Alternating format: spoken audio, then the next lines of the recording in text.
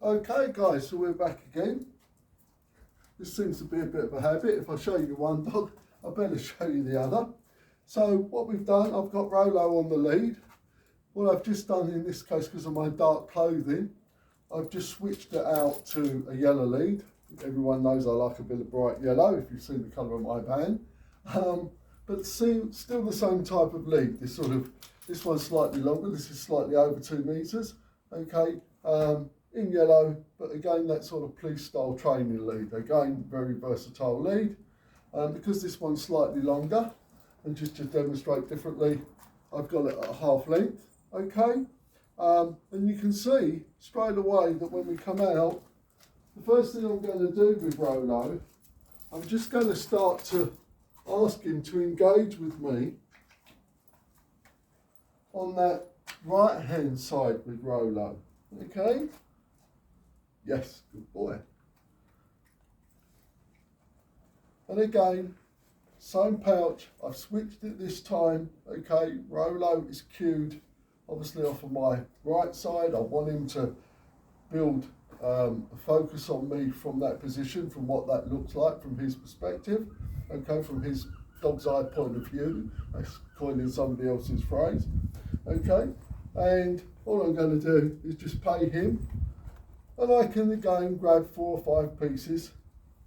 And the idea behind that, having more than one piece in your hand, is because the dog then knows that there's more food there. Yeah, it can smell it and it can probably see it. Okay, so you hold the dog's focus much, much longer. So I hope you understand that. If you're not dexterous enough to move the treats around in your hand, to put them into like the delivery position, or if your dog's a little bit mouthy, okay, and you don't want to deliver out the top of your finger and your thumb, okay, you actually want to deliver out the palm of your hand because it's safer, then of course you can always just hold the treats in the opposite hand, yeah, if you haven't got that dexterity, or if your dog is a little bit mouthy and you want to pay them from the palm, yeah, so from the palm of your hand rather than your finger and thumb, all right? So we have to adapt these things as necessary, but as you can see, again, Rolo here, I've given him no instruction at all. He's just learned that there is definitely value in being in that position, okay? And then what we can try and do now, we can try and just, I'm going to switch these over into the right hand, and we're just going to see if we can work it. Yes, good boy.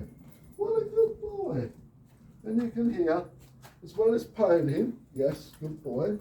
But what I want to try and do, if I can, if I've got the mobility myself, I'm going to pay him while he's moving.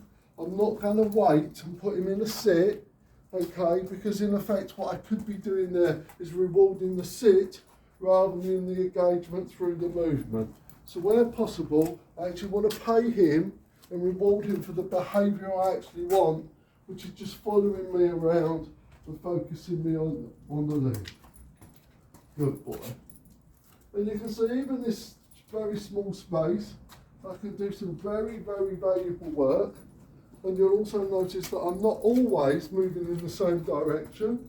Okay, I'm not being too predictable. Okay, there we are, lovely. Yes, good boy. Good boy. Yes, good boy. What a good boy. Okay, guys, so I've not just shown you Cassie, I've shown you Rolo. I didn't get Rolo until he was 6 months old. Okay, you missed out on all that early socialisation. Yes, good boy. No food. But because he's learnt what that picture looks like, okay, he's quite happy to just follow on the hand.